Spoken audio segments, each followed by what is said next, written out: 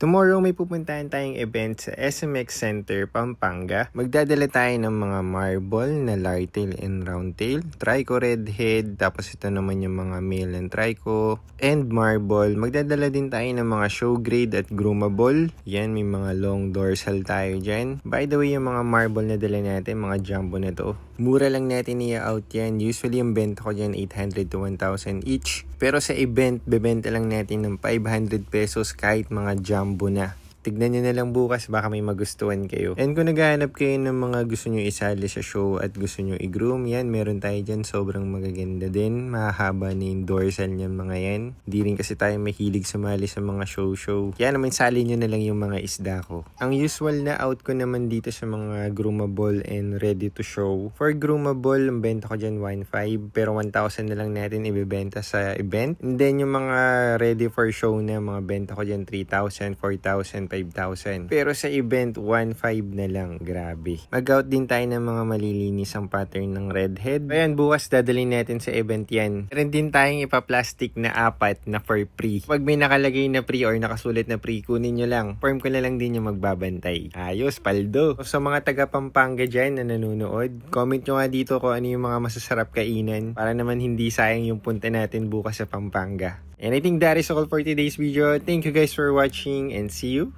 on the next one. Bye!